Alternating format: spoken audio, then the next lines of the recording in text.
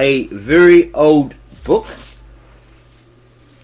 possibly given as a gift by someone with the last name Frederick, from Mary, what looks like Caruso, December 1885. This book is quite old. It was probably republished in 1905, but the signature there says 1885. Paradise Found, the cradle of the human race at the North Pole.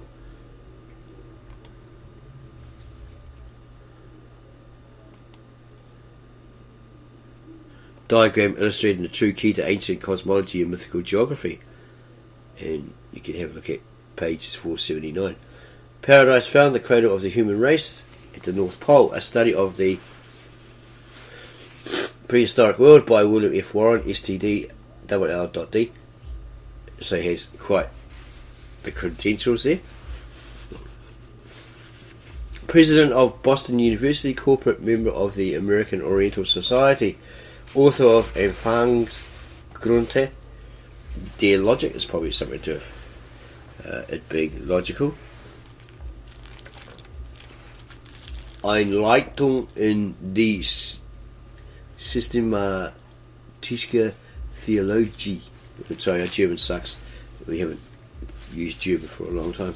But it's something like the systematic theology in the Enlightenment, or the enlightening systematic theology, the true key to ancient cosmology and mythical geography, and so forth. With original illustrations, 6th edition. Looks like it was published in 1885, hence the signature of the person that gave it to somebody else. Perhaps as a gift. And it's dedicated to Professor F. Max Muller of the University of Oxford. Preface. This book is not the work of a dreamer. Again, it states this book is not the work of a dreamer. Neither has it proceeded from a love of learned paradox, nor yet is it a cunningly devised fable aimed at particular tendencies in current science, philosophy, or religion. It is a thoroughly serious and sincere attempt to present what is, to the author's mind, the true and final solution of one of the greatest and most fascinating of all problems connected with the history of mankind. That this true solution has not been furnished before is not strange. Or in other words, it's not been written, talked about, and then published, or talked about, written, and then published. The suggestion that primitive Eden, the Garden of Eden, was at the Arctic Pole seems at first sight the most incredible of all wild and willful paradoxes, and it is only within the lifetime of our own generation that the progress of geological discovery has relieved the hypothesis of fatal antecedent improbability.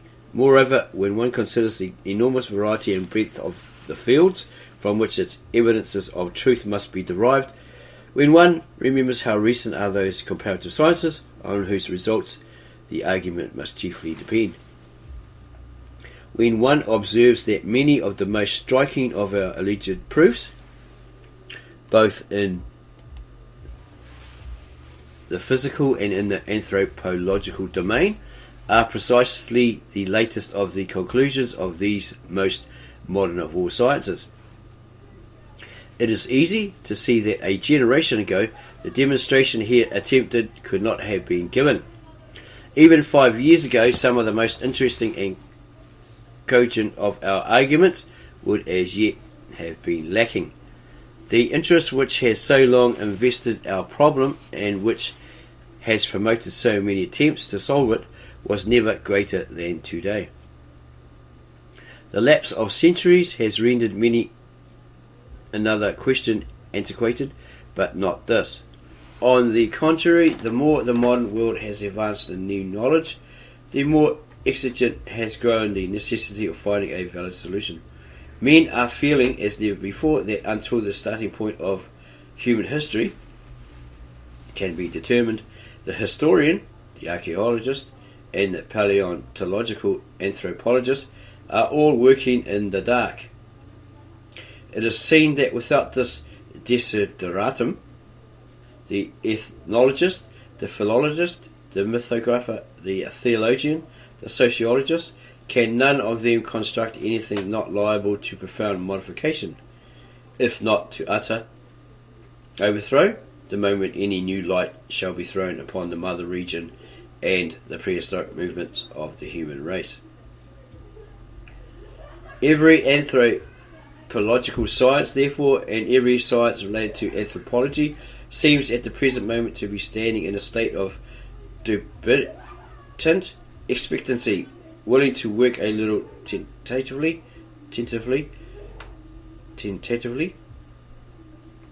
but conscious of its destitution of the needful primal datum, and conscious of its consequent lack of a valid structural law.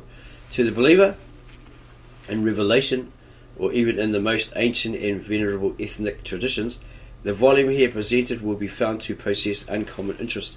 For many years, the public mind has been schooled in a narrow naturalism, which has in its worldview as little room for the extraordinary as it has for the supernatural. Decade after decade, the representatives of this teaching have been measuring the natural phenomena of every age and of every place by the petty measuring rod of their own local and temporary experience.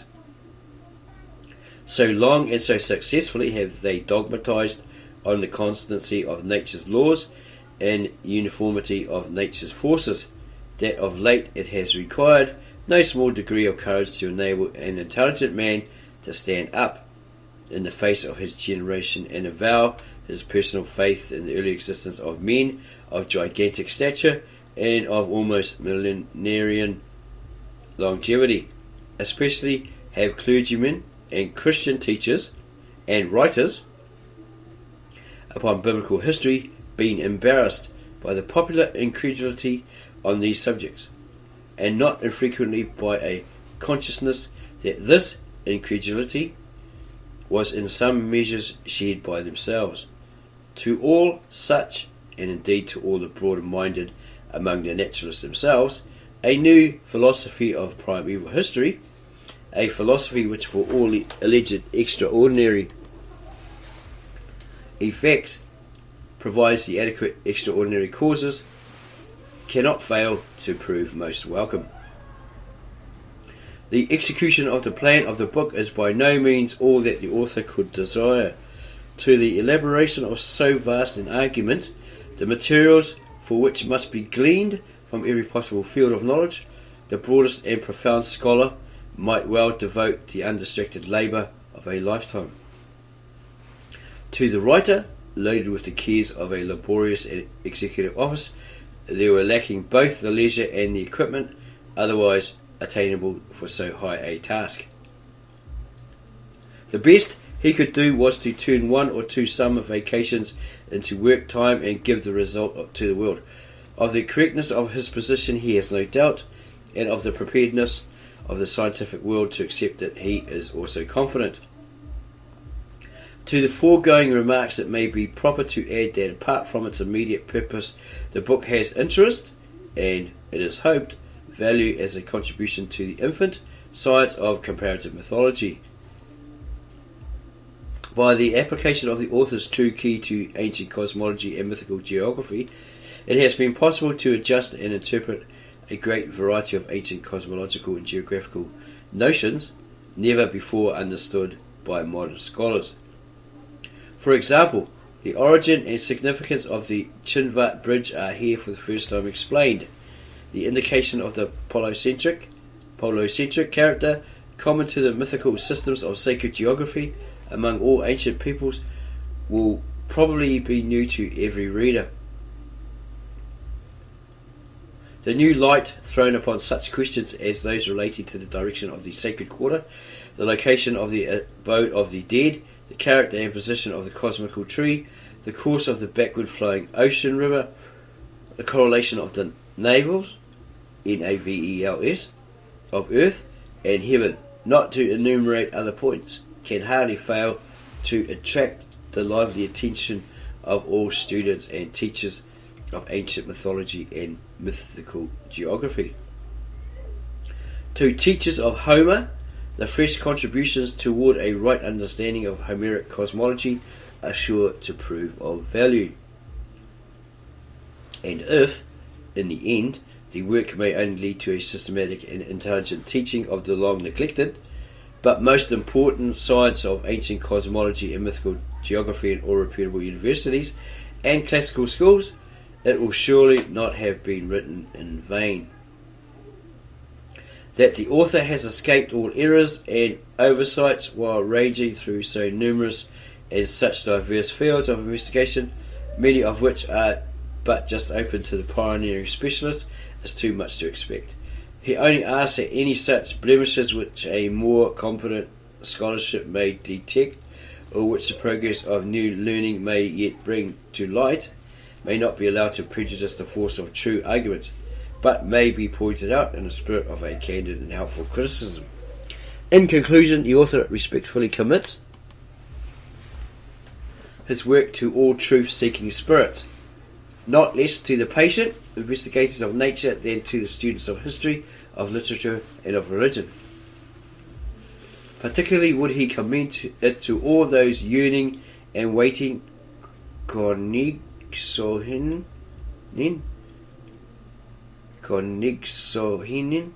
whose experience has been described by Hans Andersen in the words, and it's in German there, and below it has a footnote which explains it.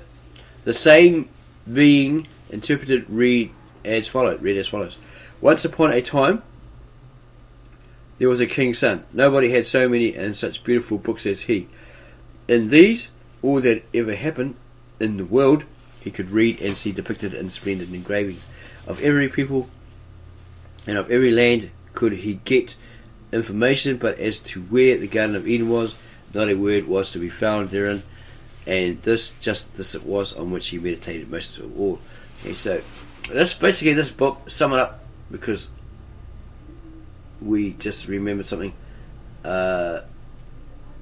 There's supposedly a Ptolemy map and a Mohammedan naval map of Antarctica, and it revealed claims of certain peoples and animals, etc., living on land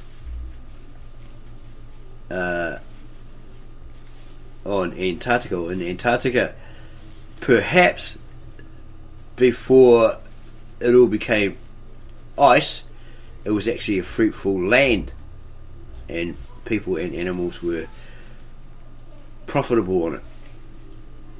We can't recall the name of the map at the moment, but we can leave it when we find it, leave a link to it under this particular video. So don't forget to subscribe, give us a like if you like this video, give us a thumbs up, add your comments below and tell us what you think about this particular video and this book, and we'll get back to you on those as soon as we can, because we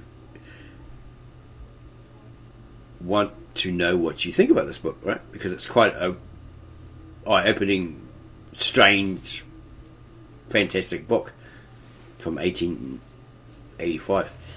And then go share this video with all your family, friends and others, and tell them, well, hang on a moment, your Garden of Eden may not actually have been the paradise of the Garden of Eden in that location according to your Christian claims, your theology, etc. It may have been here in Antarctica. Read this book.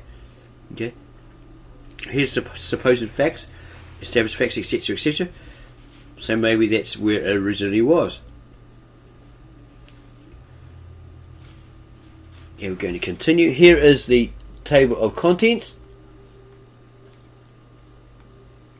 Part 1, the location of Eden, state of the question, and further chapters, results of theologians, etc. It continues. It's actually quite a information-packed book, so if you decided to read it, we can leave the link to it below. It's absolutely free. There's no credit card scams or anything like that. You can download it and then read it in your own time, at your own pace. at your own leisure. Okay, here's some more. And as you can see, it has quite a lot of information there. It's like War and Peace. It'll probably take you about a year or so to read the whole thing. Don't rush it. Okay. Illustrations, key to ancient cosmology, night skies of Eden, and so forth. First part, or part one, part first. Location of Eden, state of the question. Chapter 1, results of the explorers, historic and legendary. 2, results of the theologians. 3, results of non-theological or theological scholars, naturalists, ethnologists, archaeologists, etc. And it has a quote here on the left. You shall understand that no mortal may approach to that paradise, for by land no man may go, for wild beasts that are in the deserts, and for the high mountains and great huge rocks that no man may pass by, for the dark places that are there, and by the rivers may no man go, for the waters run so roughly and so sharply, because it comes down so outrageously from the high places above, that it runs in so great waves that no ship may row or sail against it. And the water roars so, and makes so huge a noise, and so great a tempest, that no man may hear another in the ship, though he cried with all the might he could. Many great lords have essayed with great will many times to pass by those rivers towards paradise, with full great companies, but they might not speed in their voyage. And many died for weariness of rowing against the strong waves, and many of them became blind, and many deaf from the noise of the water, and some perished and were lost in the waves, so that no mortal man may approach to that place without the special grace of God.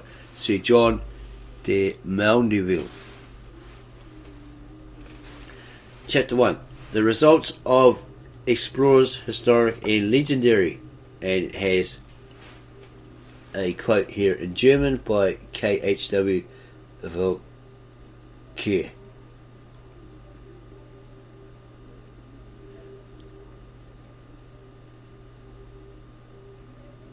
One of the most interesting and pathetic passages to be found in all literature is that in which Christopher Columbus announces to his royal patrons his supposed discovery of the ascent to the gate of the long-lost Garden of Eden. With what emotions must his heart have thrilled as steering up to this ascent he felt his ships smoothly rising towards the sky, the weather becoming milder as he rose. To be so near the paradise of God's own planting, to be the first discoverer of the way in which the believing world could at length, after so many ages, once more approach its sacred precincts, even if forbidding to enter. What an exquisite experience it must have been to the lonely spirit of that great explorer. It is his third voyage. He is in the Gulf of Paria, to the north or northwest of the mouth of the Orinoco. No, it's not anything to do with the Wombles.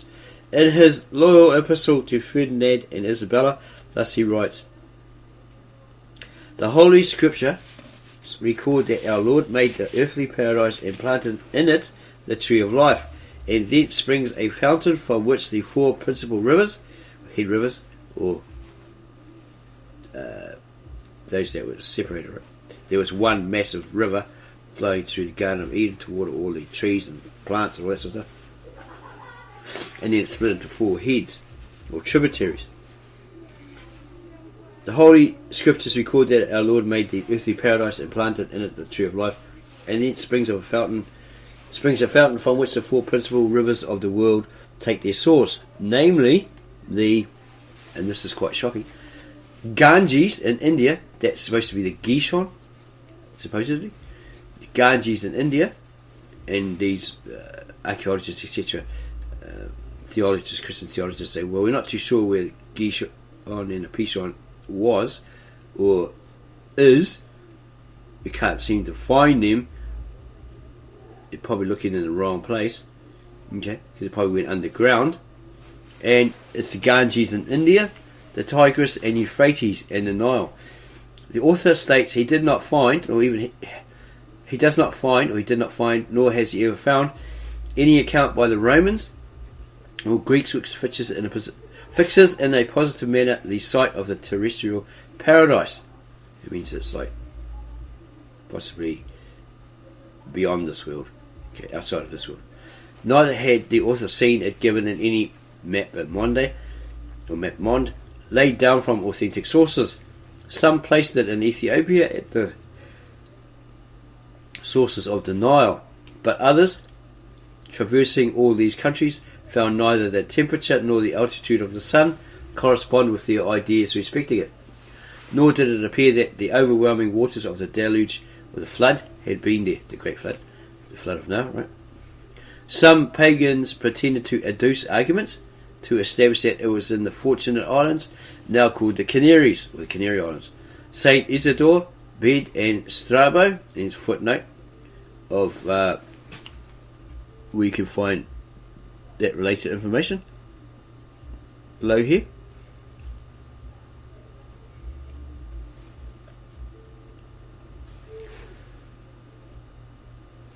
Some placed it in Ethiopia at the sources of the Nile, but others, traversing all these countries, found neither the temperature nor the altitude of the sun correspond with the ideas respecting it. Nor did it appear that the overwhelming waters of the deluge or the flood had been there. Some pagans pretended to adduce arguments to establish that it was in the Fortunate Islands, now called the Canaries or the Canary Islands. Saint Isidore, Bede and Strabo, and the master of scholastic history, with Saint Ambrose and Scotus, and all the learned theologians agree that the early paradise is in the east. The author had already described his ideas, concerning this hemisphere and its form. See Appendix Section 1 of this particular book. And he had no doubt that if he could pass below the equinoctial line after reaching the highest point of which he has spoken, is that to do with the equator, he should find a much milder temperature and a variation in the stars and in the water. Not that he supposed that elevated point to be navigable, or that you'd be able to navigate yourself there, nor even that there is water there. Indeed, the author believed it impossible to ascend thither, because he is convinced that it is the spot of the earthly paradise, whither no one can go but by God's permission. But this land which your highnesses have now sent me to explore is very extensive, and I think there are many other countries in the south of which the world has never had any knowledge. Maybe it's not this author, maybe it's somebody else saying this. I do not suppose that the earthly paradise is in the form of a rugged mountain, as the descriptions of it have made it appear, but that it is on the summit of the spot which is described as being in the form of the stalk or stem end of a pear. The approach to it from a distance must be by a constant and gradual ascent, but this particular person believes that, as he's already stated, that no one could ever reach the top, and he thinks also, or he's thought also, that the water he has described may proceed from it, though it be far off, and that stopping at the place he had just left, it forms this lake. So it must be some navigator. There are great indications of this being the terrestrial paradise, for its situation coincides with the opinions of the holy and wise theologians whom this person has mentioned, and moreover the other evidences agree with the supposition. So that would be probably Isidore, Bede and Strabo. For this person has neither either read or heard of fresh water coming in so large a quantity in close conjunction with the water of the sea. The idea is also corroborated by the blandness of the temperature, and if the water of which this person speaks does not proceed from the earthly paradise, it seems to be a still greater wonder, for this person did not believe that there is any river in the world, or does not believe that there is any river in the world so large and deep. When he left the Dragon's Mouth, which is the northernmost of the two straits which he has described, and which he so named on the day of Our Lady of August, there's a footnote below, the Feast of Assumption.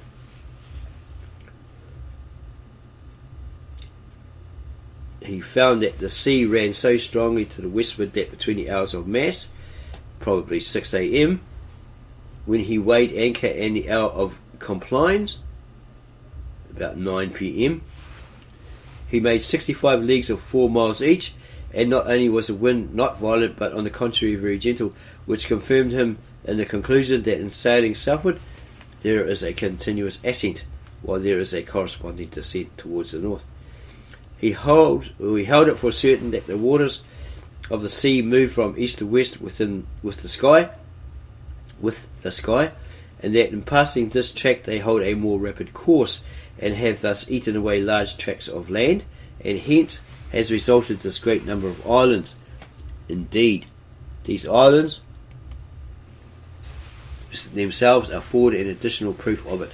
For on the one hand, all those which lie west and east, or a little more obliquely northwest and southeast, are broad, while those which lie north and south, or northeast and southwest, that is in a directly contrary direction to the said winds, are narrow.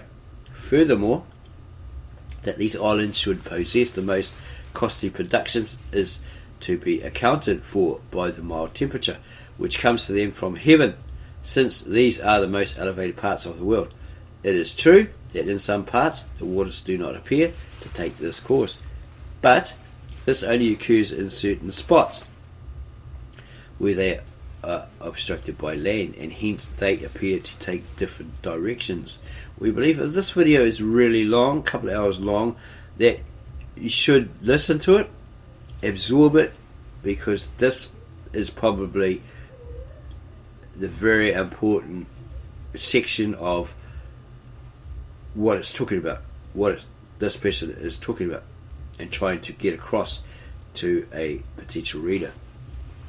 Doing it in sections might be good, but then people tend to jump from part 1 and listen to part 3 and leave out part 2, and then miss the whole gist of this entire book, video around this book.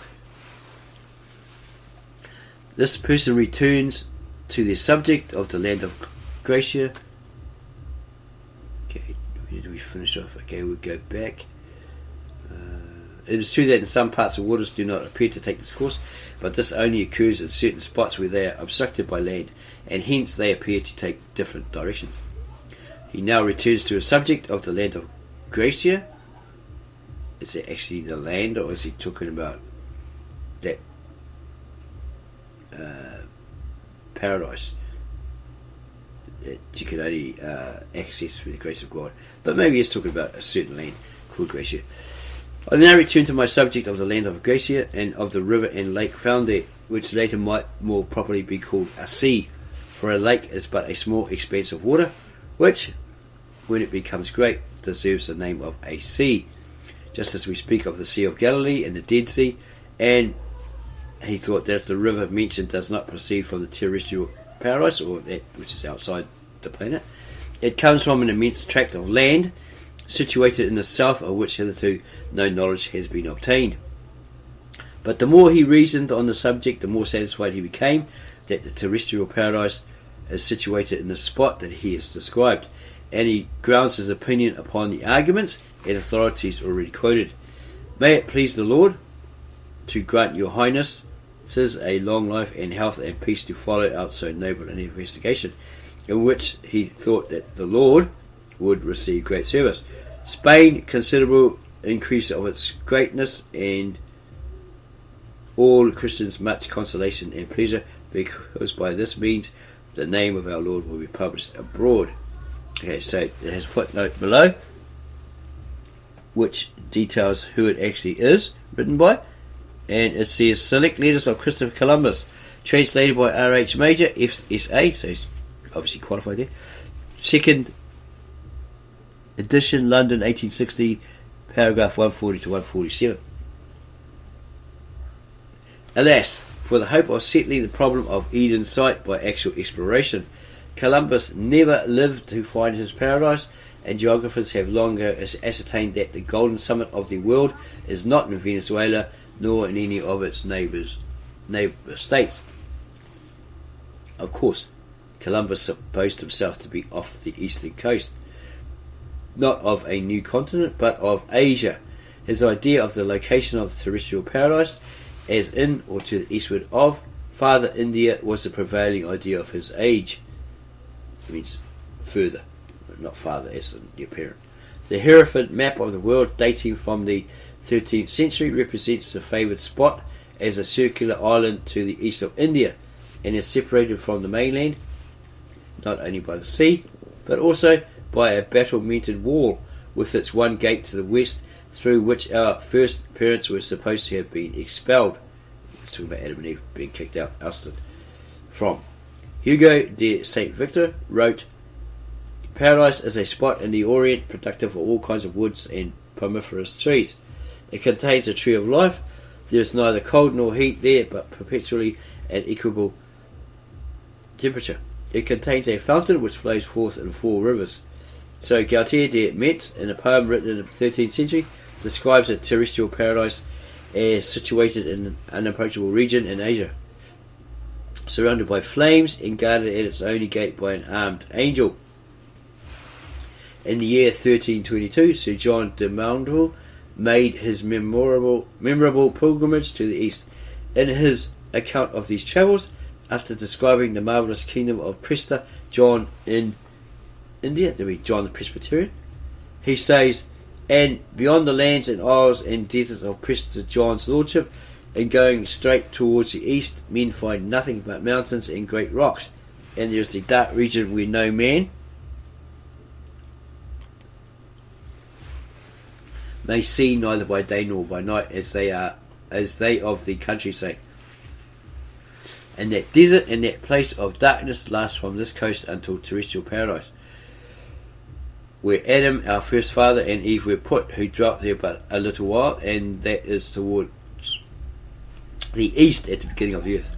Of paradise he could not speak properly, for he was not going there. It is far beyond, and he decided to repeat not going there, but he was not worthy. But as he had heard say of wise men beyond, he'll tell all with good will. Terrestrial paradise, as wise men say, is the highest place on the earth, and it is so high that it nearly touches the circle of the moon, there as the moon makes her turn. For it is so high that the flood of Noah might not come to it, that would have covered all the earth of the world all about and above and beneath except paradise. And this paradise is enclosed all about with a wall, and men know not whereof it is, or whereabouts it is, for the wall is covered all over with moss, as it seems, or overgrowth probably, and it seems not that the wall is natural stone. And that wall stretches from the south to the north, and it has but one entry, which is closed with burning fire, so that no man that is mortal dare enter. And in the highest place of paradise, exactly in the middle, is a well that casts out 4 streams, which run by diverse lands. Be prepared for this. Of which the first is called Pishon, or Ganges, that runs through India, or Imlach, in which rivers are many precious stones and much lignum, alloys, and much sand of gold. And the other river is called Nile, or Gyson, or Gishon in the Bible, which goes through Ethiopia, and after through Egypt. And the other is called Tigris, which runs by Assyria and by Armenia the Great. And the other is called Euphrates, which runs through Media, Armenia, and Persia. And men there beyond say that all the sweet waters of the world above and beneath take their beginning from the well of paradise, and out of that well all waters come and go.